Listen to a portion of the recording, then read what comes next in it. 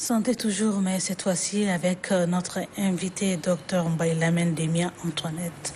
Pourquoi une semaine africaine de vaccination contre les maladies évitables par la vaccination et qui en est l'initiative? Bonsoir madame. Bonsoir. La semaine africaine de vaccination à la 65e Assemblée mondiale de santé a été adoptée la résolution de déclarer la dernière semaine du mois d'avril la semaine mondiale de vaccination. Et la région africaine a suivi cette résolution en 2014. Donc depuis 2014, tous les pays africains célèbrent la semaine africaine de vaccination à la dernière semaine du mois d'avril. Maintenant, les maladies évitables par la vaccination, quelles sont ces maladies? On a 10 maladies évitables par la vaccination. On a notamment la rougeole, fièvre jaune, tétanos, tuberculose. Et aussi, depuis 2019, on a aussi la vaccination contre la Covid-19. Donc, c'est aussi les maladies évitables par la vaccination. Actuellement, par rapport à cette semaine, quelles sont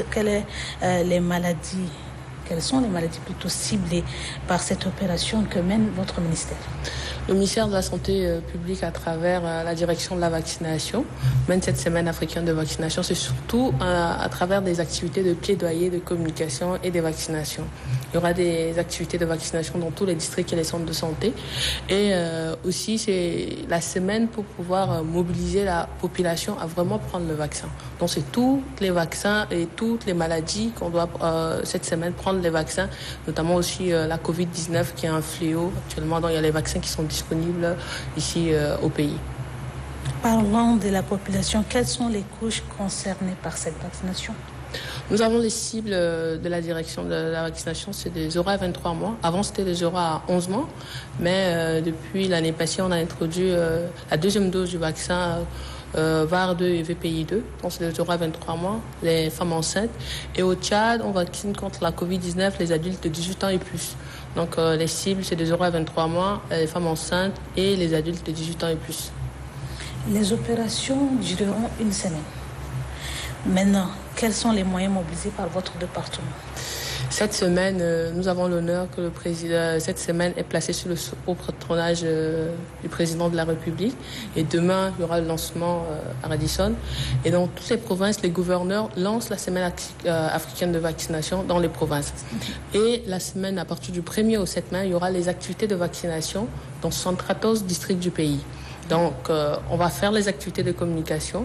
Après le lancement, il y aura des plaidoyers et on aimerait que toute la communauté s'engage vraiment dans la vaccination. Toute la communauté s'engage.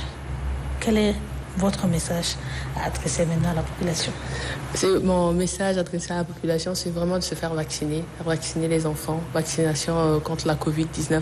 Parce qu'il y a beaucoup de rumeurs qui se passent à travers les réseaux sociaux. Les gens pensent que le vaccin Covid n'est pas bon, le vaccin c'est pas bon. Mais je veux juste rassurer la population que l'État tchadien et les partenaires techniques et financiers ont mis des moyens graves, en fait, beaucoup de moyens colossaux en place pour la vaccination. Et les vaccins qui arrivent au pays, ce sont des vaccins fiables. Donc, tout le monde doit se faire vacciner pour protéger sa population, protéger ses parents, protéger ses enfants.